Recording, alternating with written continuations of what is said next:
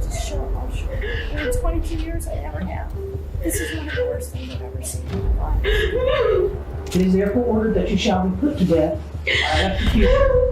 God have mercy upon you. Can I please have my mom before I get out? Podría sorprenderte al saber cuán jóvenes eran algunos de estos reclusos condenados a muerte cuando recibieron sus sentencias. Él necesita el castigo más grande que pueda recibir, que es la pena de muerte, y desde ese día puede pudrirse en el infierno. Gracias. Este video revela a los individuos más jóvenes condenados a muerte, mostrando crímenes inquietantes, juicios impactantes y fallos controvertidos que sacudieron al mundo. Estos momentos reales en la sala de juicio son verdaderamente inolvidables. Desde adolescentes delincuentes hasta niños enfrentando la ejecución, estos son los casos más asombrosos de pena de muerte juvenil en la historia.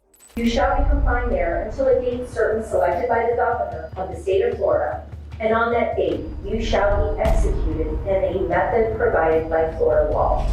Entonces, ¿qué tan jóvenes son las sentencias de muerte más jóvenes de todos los tiempos? Este video examina los rincones oscuros del crimen real, el sistema de justicia de los Estados Unidos y el debate moral en torno a la pena capital para menores. Número 11. Krista Pike, impulsada por los celos. Cuando se da a conocer la noticia de un crimen espantoso, siempre queda una pregunta. ¿No saben que habrá consecuencias? Es casi desconcertante cómo algunas personas llevan al límite la crueldad, como si la ley no existiera o el dolor no fuera real. Y luego, hay casos tan perturbadores que parecen casi reales, como la historia de Krista Gill Pike, la mujer más joven en el corredor de la muerte en los Estados Unidos en tiempos modernos. Esta historia no trata solo de asesinato. Se trata de obsesión, celos y un crimen que dejó a toda una comunidad paralizada de asombro. Era enero de 1995. Krista Pike tenía 18 años. Era joven, imprudente y peligrosamente posesiva. Estaba convencida de que otra chica, Colleen Schlemmer, de 19 años, quería robarle a su novio, Tadaril Shipp. Pero aquí está el asunto. Los cercanos a Schlemmer decían que no era así. Ningún coqueteo, ningún triángulo, solo pura paranoia creciendo dentro de la cabeza de Krista. En lugar de calmarse o alejarse, Krista decidió manejarlo. Y, al manejarlo, no eligió la confrontación con un café. Ella y su novio de 17 años, Shipp, junto con su amiga Shadala Peterson, atrajeron a Schlemmer con el pretexto de hacer las paces. Incluso le ofrecieron marihuana como cebo. Pero la paz que prometieron no era más que una trampa. Llevaron a Colleen al bosque cerca del campus de la Universidad de Tennessee. Tranquilo, aislado, el lugar perfecto para que los secretos se volvieran mortales. Una vez allí, la máscara se cayó. Durante los siguientes 30 minutos, Colleen soportó lo que solo puede describirse como tortura. Fue golpeada, cortada, burlada y aterrorizada. Krista talló un pentagrama, una estrella invertida asociada con el simbolismo satánico, en el pecho de Colleen. Luego, como si todo eso no fuera suficiente, Krista levantó un trozo de asfalto y lo golpeó contra su cabeza. Un golpe brutal tras otro. Y luego, silencio. Mientras Colleen yacía sin vida, Krista hizo algo que dejó atónitos incluso a los detectives más experimentados. Cortó un pedazo del cráneo de Colleen y lo guardó en una servilleta como trofeo. Sí, un pedazo de hueso, como si fuera algún tipo de premio. Cuando el cuerpo de Colleen fue descubierto el día siguiente, la policía invadió el área. La escena del crimen era espantosa, la brutalidad grabada en cada centímetro. En menos de 36 horas, los detectives tenían a sus sospechosos. La chaqueta de Pike contenía el trozo de cráneo. El libro de registro del dormitorio mostraba que 4 estudiantes salieron esa noche y solo 3 regresaron. Pike ni siquiera se esforzó mucho en negarlo. De hecho, se jactó de ello ante otros en la escuela. Cuando la policía le interrogó, confesó, alegando que era para asustar a Colleen, pero se salió de control.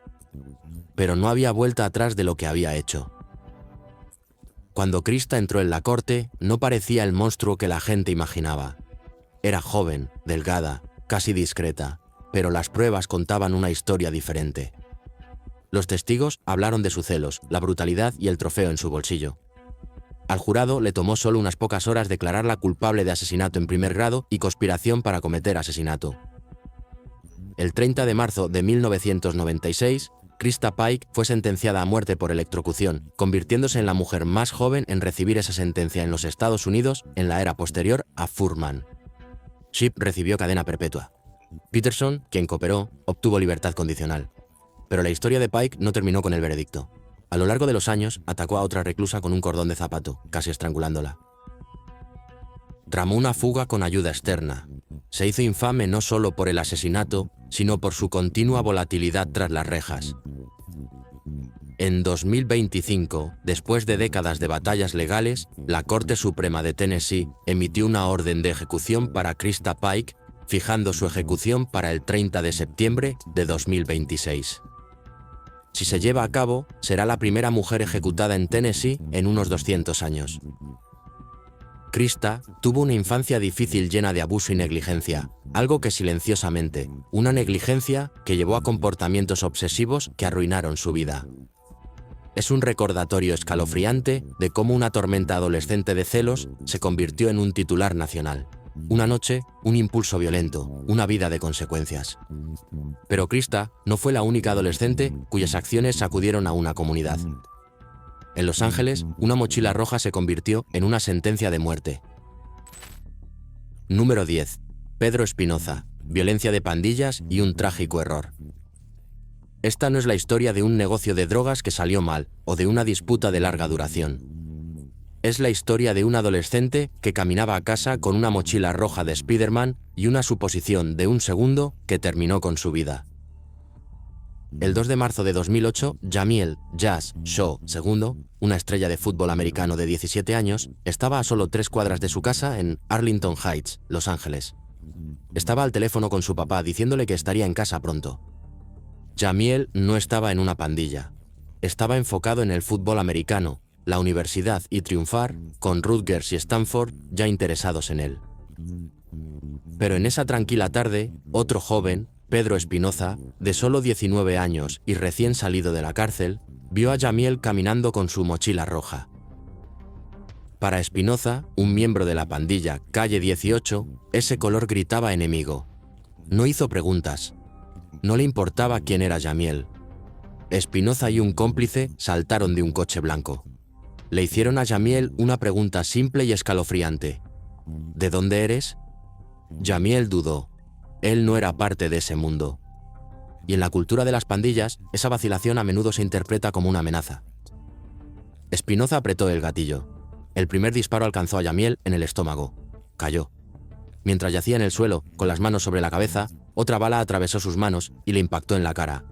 Así, un futuro prometedor se desvaneció. El padre de Jamiel escuchó los disparos, salió corriendo y sostuvo a su hijo en el pavimento mientras las sirenas se acercaban. Pedro Espinoza no era un fugitivo sombrío. Había sido liberado de la cárcel solo un día antes, a pesar de arrestos previos por cargos de armas y asalto. Ese hecho desató una tormenta política. ¿Cómo pudo alguien tan peligroso estar de vuelta en la calle tan rápido? La policía localizó a Espinoza rápidamente. Lo encontraron sentado en un parque sin saber que sus acciones ya habían sido noticia. En 2012, un jurado lo declaró culpable de asesinato en primer grado con circunstancias especiales, lo que lo hacía elegible para la pena de muerte. El juez Ronald Rose confirmó la recomendación del jurado. Espinoza recibió una sentencia de muerte. En el tribunal, Jamiel Shaw, padre, dio un testimonio que cortó el ruido. Puro dolor y rabia. Su hijo no estaba en una pandilla, solo estaba caminando a casa. Una suposición equivocada de alguien que quería enviar un mensaje lo cambió todo. La muerte de Jamiel se convirtió en más que una tragedia local. Se convirtió en un punto de inflexión nacional sobre la violencia de pandillas, la inmigración y el sistema de justicia. Su madre, que servía en Irak en ese momento, tuvo que regresar a casa para enterrar a su hijo. El crimen de Pedro Espinoza fue brutal. Pero lo que lo hizo aún más inquietante fue lo aleatorio que fue. Una mochila, un color y una mirada. Eso fue todo lo que hizo falta. Número 9. Alec McKinney y Devon Erickson. Pesadilla de tiroteo escolar. Retrocedamos a un día escalofriante en Colorado. Uno que comenzó como cualquier otro día escolar y terminó en pánico, caos y angustia. Era el 7 de mayo de 2019 y los estudiantes de la escuela STEM Highlands Ranch, a solo unas millas de Columbine, se preparaban para otro día de clases. Nadie podría haber imaginado que por la tarde los padres estarían reunidos afuera llorando y los adolescentes estarían escondidos bajo los escritorios, susurrando oraciones frenéticas. Los tiradores, dos de sus propios compañeros de clase, Devon Erickson, de 18 años, y Alec McKinney, de 16 años. Según testigos, uno de los sospechosos entró tarde a una clase de literatura británica.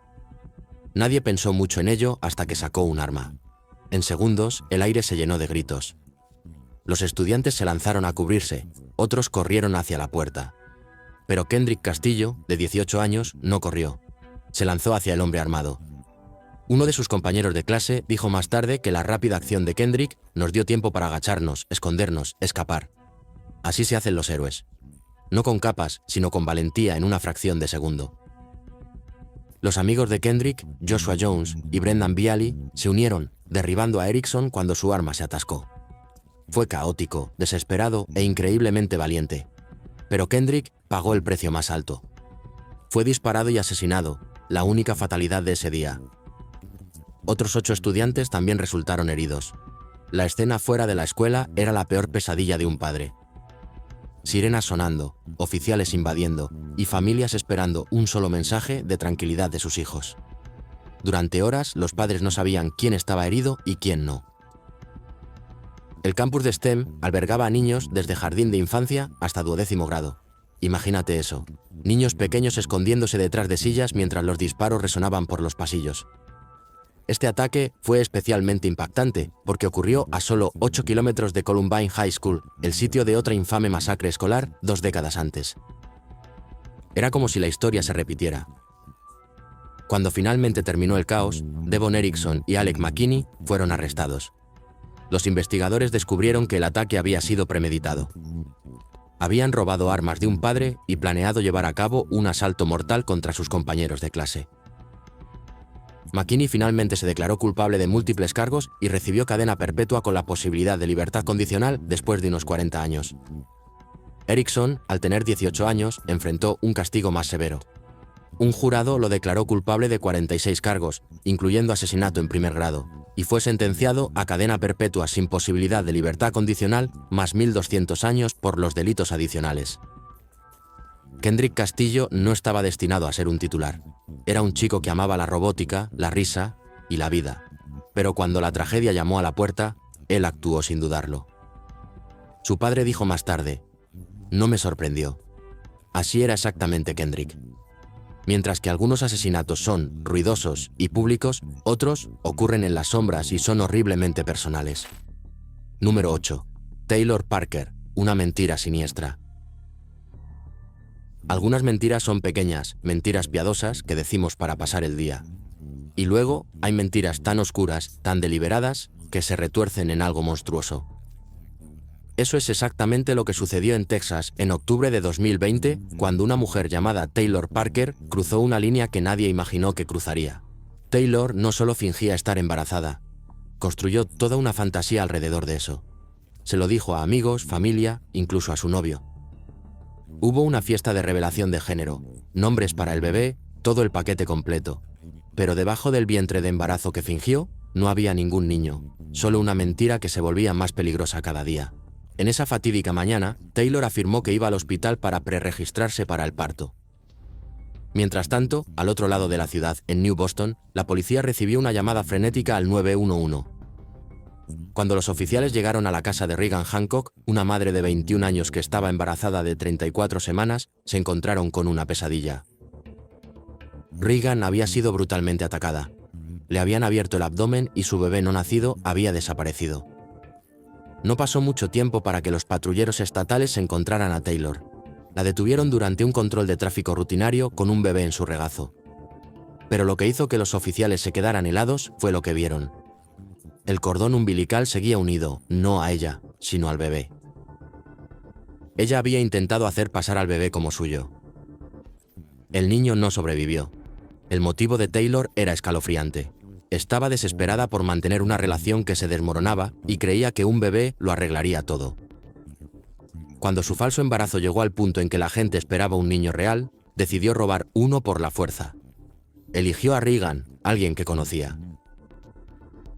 Y lo que siguió fue un acto tan violento que sorprendió incluso a los investigadores más experimentados. Durante el juicio, los jurados escucharon semanas de testimonios perturbadores. Los fiscales pintaron un cuadro de un plan calculado y frío. Al jurado no le tomó mucho tiempo, ya que tardó aproximadamente 1 hora en llegar a un veredicto, culpable de asesinato capital. Taylor Parker fue sentenciada a muerte, convirtiéndose en una de las mujeres más jóvenes en el corredor de la muerte de Texas. El caso de Taylor es escalofriante, sin duda, pero lo que viene a continuación es un tipo diferente de violencia, una que estalló en un instante cuando un joven se cruzó con un oficial de policía. Número 7. Brandon Bradley, una persecución fatal. 26 de marzo de 2012. Melbourne, Florida. Lo que comenzó como un pequeño robo en un hotel se convirtió en uno de los crímenes más impactantes que la comunidad había visto. En el centro de todo estaba un joven de poco más de 20 años, Brandon Bradley. Nadie podría haber adivinado que un puñado de artículos robados desencadenaría un enfrentamiento mortal con las fuerzas del orden. Bradley y su novia acababan de sustraer algunos bienes de un hotel, probablemente pensando que podrían escapar rápidamente. Pero su plan estaba a punto de chocar literalmente con la agente Barbara Peel, una oficial veterana con reputación de ser intrépida. Cuando Peel detuvo su vehículo, la situación pasó de tensa a trágica en segundos. Al acercarse al coche, Bradley tomó una decisión escalofriante. Ella me ha visto. No voy a ir a prisión, le dijo supuestamente a su novia. Haré lo que tenga que hacer. Momentos después, levantó su arma y disparó a la agente Peel varias veces a quemarropa. Ella murió en el lugar. Una oficial dedicada, una madre perdida en un instante. La comunidad estalló en indignación. Los medios de comunicación publicaron las palabras «asesino de policías» en sus titulares. Los agentes de la ley llenaron la sala del tribunal durante el juicio, sus testimonios llenos de dolor e ira. Los fiscales describieron a Bradley como calculador y sin remordimientos. Su novia confirmó su intención de que no tenía planes de rendirse, solo de escapar. La defensa intentó argumentar que estaba drogado, marihuana, éxtasis, lo que sea, y que no estaba en su sano juicio. Pero el toxicólogo experto del Estado desmanteló la afirmación. La evidencia simplemente no coincidía. En 2014, Bradley fue condenado por asesinato en primer grado, robo y huir de las fuerzas del orden. Fue sentenciado a muerte, un veredicto que provocó vítores de muchos que lo vieron como justicia para el diputado Peel. Pero la historia no terminó ahí. Más tarde, el Estatuto de Pena de Muerte de Florida fue declarado inconstitucional y la sentencia de Bradley fue reducida a cadena perpetua. La muerte de Barbara Peel sacudió al condado de Brevard. No fue solo el asesinato de una oficial, fue un golpe devastador para toda la comunidad. El acto desesperado de un hombre para evitar la prisión terminó asegurando que pasaría el resto de su vida dentro de una. Número 6. Marlene, Joseph, el niño no fue perdonado. Este te estremece hasta los huesos porque elimina todas las excusas que a la gente le gusta dar. Ira, un arrebato, lo que sea, y deja al descubierto algo frío y aterrador. Un hombre adulto persiguiendo y ejecutando a un niño. A finales de diciembre de 2017, lo que comenzó como una disputa entre niños terminó con 2 familias destrozadas y una comunidad buscando respuestas. Marlene Joseph, de 29 años en ese momento, vivía con familiares en una casa de West Palm Beach, donde las tensiones hervían bajo la superficie. Su hija y una niña de 11 años, Kira Inglet, supuestamente habían tenido enfrentamientos antes. Joseph había advertido a la familia que se encargaría si volvían a pelear, una línea que se convertiría en un escalofriante presagio. El día que todo explotó, Joseph recibió un mensaje de texto de su hija sobre otro incidente. Llegó a la casa esperando problemas. Testigos dicen que los niños estaban jugando cuando los adultos regresaron, pero la paz no duró. Surgió una discusión entre Joseph y Colada Crowell, la madre de Kira. Las voces se alzaron, luego se tornaron peligrosamente tensas. Se escucharon disparos. Según el testimonio, Colada fue la primera en ser alcanzada. El pánico se apoderó de la habitación. Kira corrió, una niña huyendo instintivamente de una pesadilla, pero Joseph la persiguió y disparó una y otra vez. Los vecinos llamaron a la policía. Joseph desapareció durante días, un hombre perseguido que se escabullía hasta que los oficiales lo localizaron y lo arrestaron. La sala del tribunal que siguió fue un teatro brutal y doloroso. Los testimonios pintaron la escena, la discusión, la huida, el horror en los ojos de Kira, el relato de un hermano que derribó a Joseph y vio el arma, los familiares suplicando justicia. Todo cayó como golpes. Durante la sentencia, el juez no escatimó palabras al describir lo que debió sentir la niña de 11 años, un terror tan absoluto que es difícil de imaginar. Las familias en la galería sollozaron. Los familiares de Colada llamaron a Joseph pura maldad, y la indignación fue visceral. Esto no fue solo el asesinato de 2 personas, fue la extinción del futuro de un niño y una traición a la confianza en un hogar compartido. Cuando el jurado recomendó la pena de muerte, fue tanto una declaración sobre el crimen como sobre la protección de una comunidad de un hombre que había cruzado una línea imperdonable. Joseph fue condenado a muerte, una respuesta legal final a una violencia que muchos dijeron no merecía menos. Y si crees que este caso es espeluznante, espera a escuchar sobre Michael Bargo, un casi adulto cuya crueldad en Florida parece una pesadilla hecha realidad. Número 5. Michael Bargo, un caso de tortura y llamas. Algunas historias te dejan conmocionado por su brutalidad, otras por su fría calculación. El caso de Michael Bargo tiene ambas. En 2011, en un pequeño pueblo de Florida, un joven de 18 años decidió borrar a otro adolescente de la existencia, no en un arrebato del momento, sino con un nivel de crueldad y planificación que sorprendió incluso a los investigadores más experimentados. La víctima era Seath Jackson, un chico de 15 años que pensaba que solo se iba a encontrar con amigos. Lo que no sabía era que estaba caminando directamente hacia una trampa. El plan comenzó con un mensaje de texto, casual, casi inocente. 2 adolescentes, Charlie Kay Ely y Amber Wright, quien resultaba ser la exnovia de Jackson, lo atrajeron a una casa en Summerfield. Esperando adentro estaban Bargo y 3 más, Kyle Hooper, Justin Soto y Ely.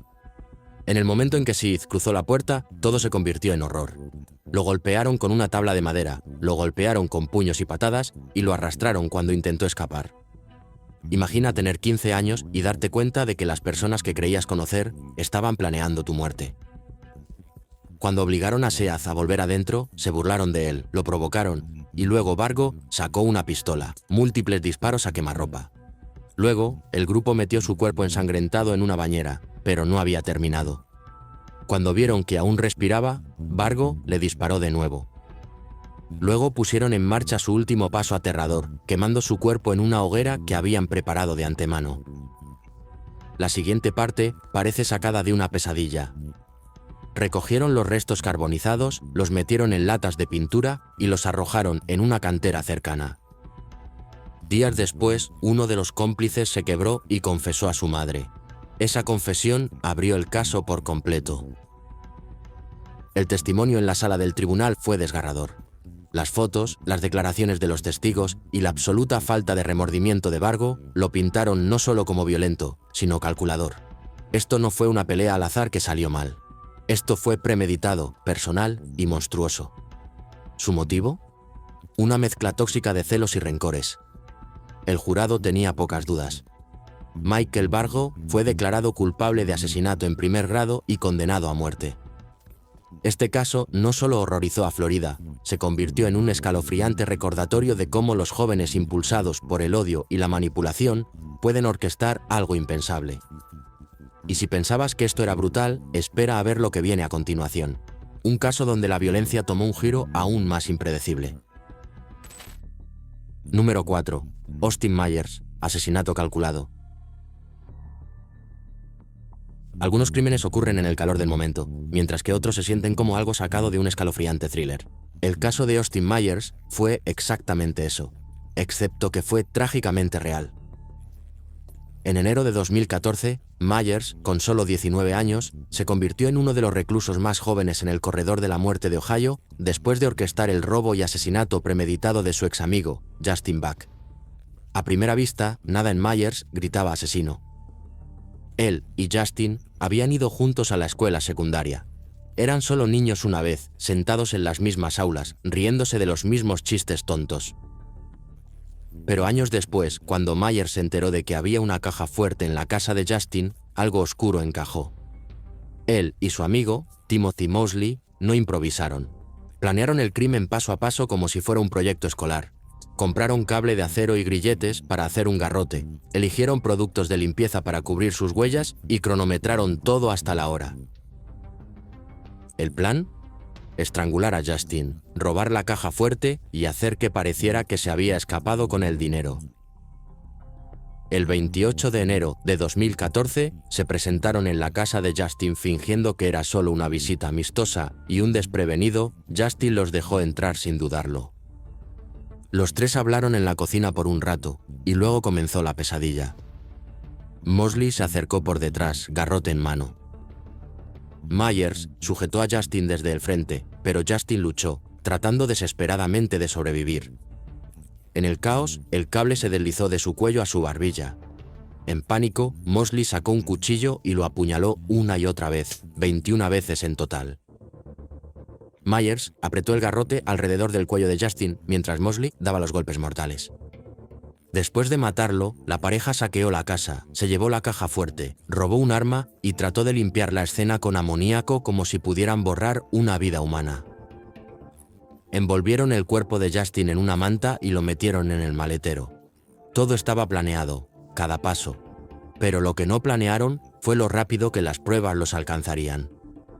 Imágenes de vigilancia, recibos de las herramientas del asesinato y las propias declaraciones de Mosley destrozaron cualquier defensa que Myers tuviera. En el tribunal, los testigos describieron su comportamiento frío y sin emociones, sin lágrimas, sin remordimientos. Mosley aceptó un acuerdo de culpabilidad y recibió cadena perpetua sin posibilidad de libertad condicional. Myers no tuvo tanta suerte. A los 19 años fue condenado a muerte, convirtiéndose en la persona más joven en el corredor de la muerte de Ohio en ese momento. Este caso no solo conmocionó a Ohio, sino que también desató debates sobre la sentencia de menores, la premeditación y la justicia. Una amistad se volvió fatal, un crimen demasiado cruel para olvidar y un recordatorio de que a veces los monstruos no parecen monstruos en absoluto. Y lo que viene a continuación es otro monstruo, llamado Dylann Roof, cuyo crimen acaparador de titulares fue tan frío como el concreto en una noche lluviosa. Número 3. Dylann Roof, la masacre en la iglesia. Se suponía que iba a ser una noche de miércoles ordinaria. Un pequeño grupo de fieles se había reunido para el estudio bíblico en la iglesia metodista episcopal africana Madre Emanuel en Charleston, Carolina del Sur, un lugar conocido por su historia, calidez y fe. Pero el 17 de junio de 2015, ese santuario se convirtió en el escenario de una de las masacres más mortales impulsadas por el odio en la historia moderna de los Estados Unidos. Dylann Roof tenía solo 21 años. No irrumpió con caos. Number. Entró tranquilamente, mezclándose, sentándose con el grupo como cualquier recién llegado buscando un poco de gracia. Durante casi una hora, escuchó mientras oraban y leían las escrituras, una calma antes de la tormenta que lo destrozaría todo. Entonces, sin previo aviso, Roof sacó una pistola Glock 45 cargada con 8 cargadores, 88 balas en total, un símbolo neonazi vinculado a Heil Hitler y abrió fuego. 9 personas, madres, padres, abuelos, pilares de su comunidad, fueron asesinadas. Entre ellos estaba Susie Jackson, de 87 años, quien recibió 11 disparos. No fue al azar, fue intencionado. Cada bala, cada momento, fue impulsado por la retorcida ideología racista de Roof. Cuando cesaron los disparos, 3 personas habían sobrevivido. Al día siguiente, Roof fue capturado, pero lo que vino después fue quizás aún más escalofriante. Durante su interrogatorio con el FBI, Roof no se derrumbó, no lloró, se rió. Fui a esa iglesia en Charleston y, lo hice, dijo casualmente. Cuando se le pidió que explicara, añadió, ¿los maté? Bueno, los maté, supongo, como si describiera algo ordinario. En un momento, cuando los agentes le dijeron que 9 personas estaban muertas, Roof pareció sorprendido. No había tanta gente ahí. ¿Me estás mintiendo?, preguntó. Pero luego, cuando le presionaron sobre cómo se sentía, su respuesta fue inquietantemente plana. Bueno, me hace sentir mal. Ruth admitió que originalmente había considerado atacar a traficantes de drogas, pero cambió de opinión porque podrían defenderse. Un grupo de estudio bíblico, por otro lado, no lo haría. Era cobardía envuelta en odio. Había pasado tiempo en línea leyendo propaganda supremacista blanca, idolatrando símbolos de racismo, incluso tomando inspiración de una película británica de 1982 sobre un skinhead neonazi. En el tribunal, los jurados vieron no solo la confesión, sino también el diario de Ruth. En él, escribió líneas escalofriantes como «Me encantaría que hubiera una guerra racial». Sobrevivientes como Felicia Sanders dieron testimonios emotivos, llamándolo malvado y declarando que no hay lugar en la tierra para él, excepto el abismo del infierno. El ataque sacudió a la nación. Forzó conversaciones dolorosas sobre raza, supremacía blanca, violencia armada y el aumento del terrorismo doméstico. Incluso el presidente Obama se dirigió a la nación, con la voz cargada de dolor. Ruth fue finalmente condenado por 33 cargos federales, incluidos crímenes de odio que resultaron en muerte. Recibió la pena de muerte, siendo el primer acusado de un crimen de odio federal en recibirla en la historia de los Estados Unidos. Lo que hizo este caso tan aterrador no fue solo la brutalidad, fue la frialdad. Ruth no actuó por rabia o desesperación. Entró en un lugar de culto con una intención calmada y calculada: matar, hacer una declaración, difundir odio. Y en esa tranquila noche de verano en Charleston, el mundo fue recordado de que el odio no siempre grita. A veces entra silenciosamente, se sienta a tu lado y espera. Número 2. Marcus Fishburne, el horror oculto. Comenzó como una noche de diciembre ordinaria en Jacksonville, Florida, de esas en las que nada parece fuera de lugar hasta que abres la puerta equivocada. Pero detrás de un armario de apartamento, un horror esperaba ser descubierto.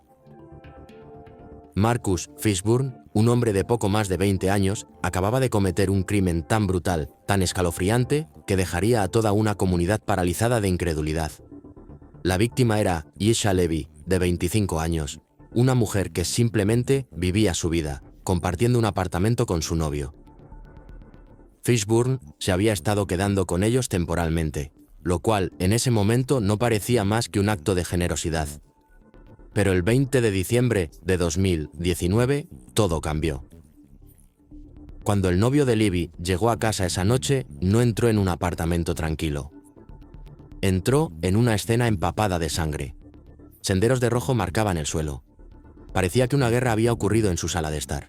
Y luego encontró la nota, un mensaje retorcido y escrito a mano de Fishburne, afirmando que tanto él como Levy estaban muertos, con una escalofriante amenaza de que él sería el siguiente. Pero Levy no se había ido de la manera que Fishburne afirmaba. Estaba escondida. La policía llegó y la encontró envuelta en plástico, metida dentro de un contenedor de almacenamiento y empujada al fondo de un armario. Había sido atacada con una precisión aterradora. Los investigadores descubrieron que Fishburne le ató las manos con cinta, esperó y luego la emboscó cuando salía de la ducha. El asalto fue cruel. Fishburne admitió que la golpeó con un martillo, la estranguló y la apuñaló. Fue una erupción de violencia que parecía casi planificada, como si hubiera cruzado una línea de la que nunca podría regresar. Después del asesinato, intentó huir, subiendo a un autobús de Greyhound, pensando que podría desaparecer en el desenfoque del viaje interestatal. No llegó muy lejos. La policía lo localizó, lo sacó del autobús y lo esposó. En el tribunal, las pruebas eran gráficas, el testimonio desgarrador. El jurado no dudó. Un voto de 10-2 a favor de la pena de muerte. Pero la historia de violencia de Fishburne no terminó ahí. En junio de 2022, ya tras las rejas, cortó el cuello de su compañero de celda con una hoja de afeitar pegada a un peine, ganándose otra sentencia. 5 años por agresión agravada dentro de la prisión. Lo que inquietó a tantos no fue solo la brutalidad del crimen. Fue lo joven que era, apenas entrando en la adultez. Sin un largo historial delictivo, sin un gran plan, solo un horror a sangre fría llevado a cabo en la casa de otra persona. El nombre de Marcus Fishburne puede que no haya llegado a los titulares globales como algunos asesinos en masa, pero en Jacksonville su crimen se recuerda como una cicatriz bajo la piel.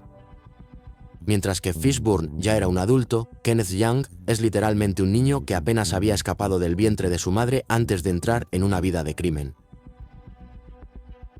Número 1. Kenneth Young, un adolescente en el corredor de la muerte. 14.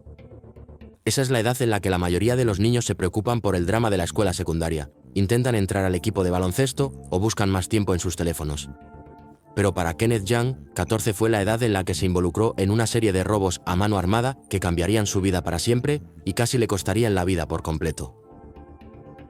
Todo comenzó en Tampa, Florida, cuando Kenneth cayó bajo la influencia de un hombre mayor llamado Willie Bosch, quien también era el proveedor de drogas de su madre. Bosch no era solo una mala influencia del vecindario, era un criminal experimentado, y Kenneth, aún un niño, fue atraído a su órbita. Durante un periodo de 30 días, los dos llevaron a cabo una serie de robos, 4 robos a mano armada en el verano del año 2000. Nadie murió, pero los tribunales no vieron a un chico confundido, vieron a un criminal peligroso. El juicio que siguió fue un punto de inflexión. A pesar de tener solo 14 años en el momento de los crímenes, Kenneth Young fue condenado a cadena perpetua sin posibilidad de libertad condicional. Esencialmente, a un niño se le había dado una sentencia de muerte en una jaula, sin futuro, sin segundas oportunidades. Pero el caso de Kenneth no fue solo otro titular sombrío. Se convirtió en un símbolo, una chispa en un fuego mucho más grande sobre cómo Estados Unidos trata a los menores que cometen delitos graves. Mientras la mayoría de los niños de su edad estaban tomando exámenes o aprendiendo a conducir, Kenneth estaba sentado en una celda, creciendo tras las rejas. Años después, algo cambió. En 2010, la Corte Suprema de los Estados Unidos dictaminó en Graham contra Florida que sentenciar a menores a cadena perpetua sin posibilidad de libertad condicional por delitos no homicidas era inconstitucional. Esta decisión histórica abrió una puerta que antes había estado cerrada.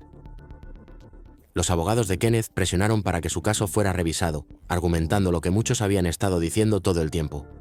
Era un niño cuando esto sucedió, y funcionó. Después de años tras las rejas, Kenneth Young fue resentenciado, eventualmente obteniendo una oportunidad de libertad.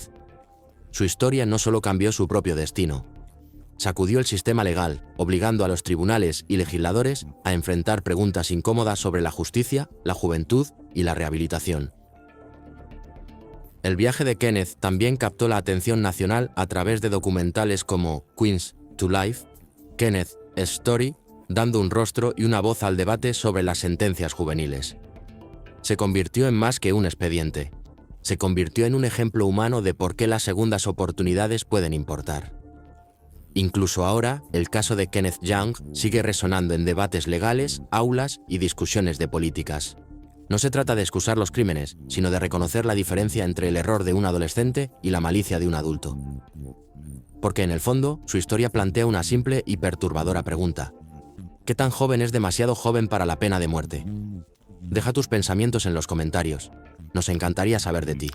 Y gracias por vernos. Nos vemos en nuestro próximo video.